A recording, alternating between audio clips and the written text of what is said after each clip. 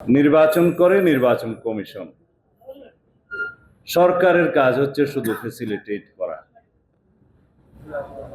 যেহেতু অতীতে নির্দলীয় নিরপেক্ষ তত্ত্বাবধায়ক সরকারের বিধানটা বিলুপ্ত করা হয় 2011 সালে,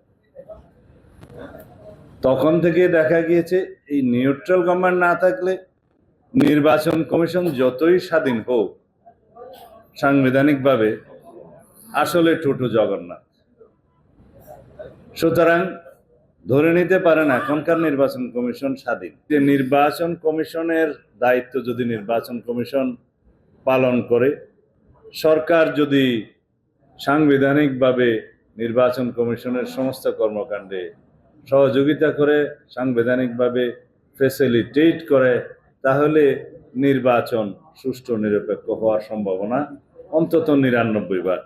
এই বিষয়গুলো মীমাংসিত এই অন্তর্বর্তীকালীন সরকারের অধীনে এবং বর্তমান নবগঠিত নির্বাচন কমিশনের অধীনেই আগামী সুষ্ঠু নিরপেক্ষ নির্বাচন হবে বলে আমরা বিশ্বাস করি।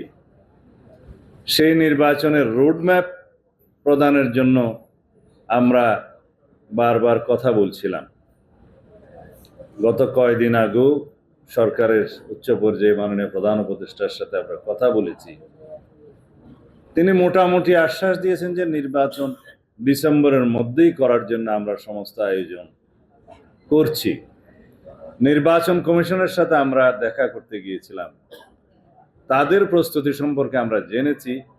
আইন হচ্ছে জানুয়ারির 2 তারিখ প্রতি বছর ভোটার তালিকা আপডেট হয়, মার্চের 2 তারিখ সেটা আরো রিফাইন্ড হয়, এরপরে আরো কিছু শুনানির প্রক্রিয়া থাকে, সেটা মে মাসের মধ্যে সমাপ্ত হয়।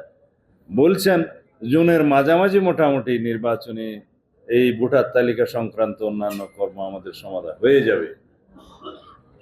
ডিলিমিটেশন সহ কিছু বিষয়ে আইনে একটু জটিলতা আছে, সেটা এর মধ্যে একই সাথে চলতে পারে। এবং অন্যান্য রিফরমেশন যেগুলো আছে, সংস্কার নির্বাচনমুখী, জরুরি, স্বল্প মেয়াদী, অনেকেই কথা বলছেন স্বল্প এবং মধ্য দীর্ঘমেয়াদী। এই স্বল্প মেয়াদী সমস্ত সংস্কারগুলো করে আমরা হিসাব করে দেখেছি এটা খুব বেশি হলে মে জুন পর্যন্ত সময় লাগে। যদি ওনারা নির্বাচন ডিসেম্বরের ভিতরে দিতে চান, তাহলে আরো 3 মাস আগে তফসিল ঘোষণা করতে হয়, অন্তত পক্ষে চূড়ান্ত প্রস্তুতি নিতে হয় নির্বাচন কমিশনের, সেটার একটা বিষয় আছে। এই হলো নির্বাচন। তা অনেকে বলবেন যে নির্বাচন করব, কেন করছে? নির্বাচন ছাড়া আর কি বলবো, আপনারাই বলে দিয়ে। বাংলাদেশে যদি গণতান্ত্রিক রাজনৈতিক সরকার প্রতিষ্ঠিত না হয়, তাহলে কি মধ্যমেয়াদী সংস্কার হবে? দীর্ঘমেয়াদী সংস্কার হবে? জনগণের আকাঙ্ক্ষা পূর্ণ হবে? গণ অভ্যুত্থানের ছাত্র জনতার, শহীদদের যে প্রত্যাশা এবং আকাঙ্ক্ষা পূর্ণ হবে? কিছুই হবে না। কথা হলো সেই নির্বাচনের ফলে গঠিত রাজনৈতিক সরকার কতটা গণতান্ত্রিক থাকে, কতটা জনমুখী থাকে, কতটা বিগত দিনের স্বৈরাচারের বিরুদ্ধে বাংলাদেশের রাষ্ট্র কাঠামো গণতান্ত্রিক সংস্কার করে, সেইটা। হ্যাঁ, তার জন্যই তো আলাপ, তার জন্যই তো সংস্কার কমিশন, তার জন্যই তো আমাদের আজকের এই ঐক্যমত। কিন্তু আপনারা এই ঐক্যমত সৃষ্টি করতে গিয়ে আমি মনে করছি অর্ধেক আছে, অর্ধেক নাই। আমরা যারা আছি, এর বাইরেও কিন্তু রাজনৈতিক দল আছে, এর বাইরেও সুধী সমাজ আছে, এর মধ্যেও সাংস্কৃতিক গোষ্ঠী আছে, সামাজিক শক্তি আছে। সবাইকে নিয়ে ঐক্য করতে হবে, কাউকে আপনি বাদ দিতে পারবেন না।